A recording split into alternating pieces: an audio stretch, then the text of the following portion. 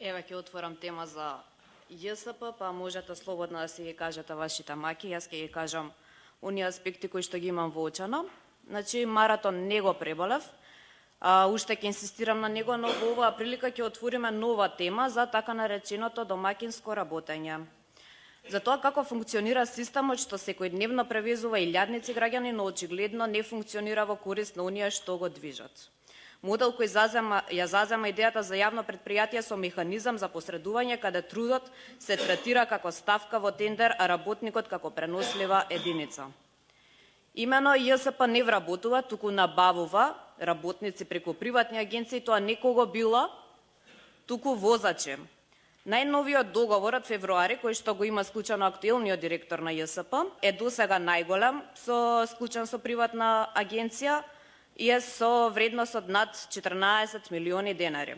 Останатите биле со по 7, со 6, ова е 14. Да ја поставиме сликата за да ни биде појасно и на нас советниците, но и на граѓаните, и за да може да не релативизирате, туку директно да одговорите на ова, бидејќи не ми е јасен системот и зошто ова си го правиме самите на себе.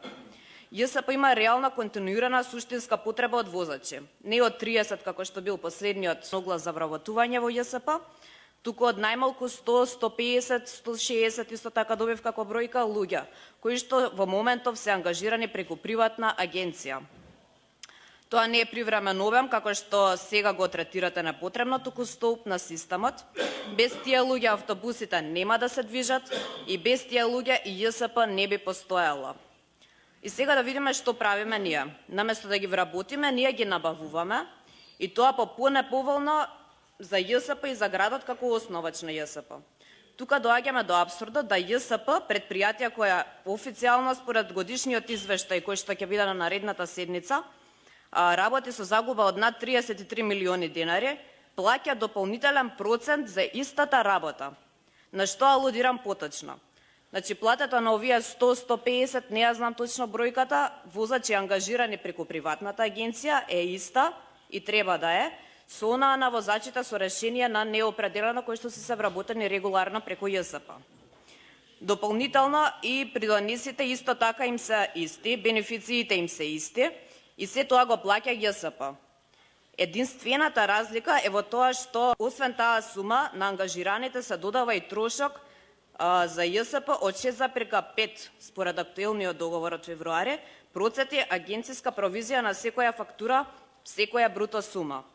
6,5% одат на секој денар што оди од јавниот буџет. 6,5% за нешто што работникот него не добива, а него добива ниту градот.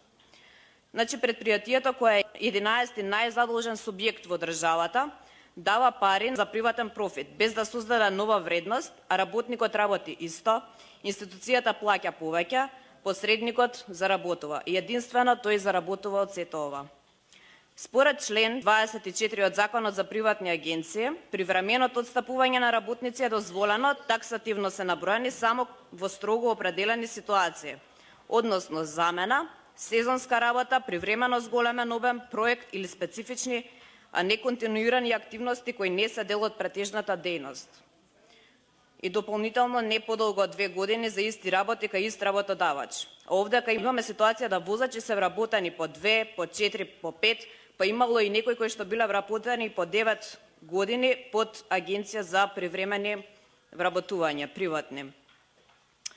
Дали редовното возење на автобуси со полно работно време за празници, ноќни смени, недели и така натаму со години е превремена активност според вас? Не е. Дали превозот на граѓани е сезонска потреба? Не е. Дали возачите се неконтинуирана потреба во ЈСП? Не. Формално имаме агенција, но суштински имаме трајна работна сила, на привремени договори имаме системска потреба, незаконски маскирана како привременост. Работниците, односно возачите во ЈСП, значи работат во ЈСП, но не се вработени, возат автобус, но немаат никаква стабилност, договорите меѓу работникот и агенцијата се склучуваат и на по 10 дена, не им се продолжуваат со време на работниците и во тој меѓу период ни самите не знаат што треба да прават. Дали треба да продолжат да возат со страв дека може да бидат избркани доколку не го направат тоа и со ризик за граѓаните да немаат јавен превоз или автобусот да не им дојде, или пак треба да останат дома. Страф и ледување да земат кога им треба, а дополнително во договорот со агенцијата имале и клаузула со дека договорот агенцијата може и пред истекот на рокот да го раскине, односно кога сака да го раскине. Прашањето ми е следно: зошто јавното предпријатие не е работодавач, туку клиент на сопствениот труд?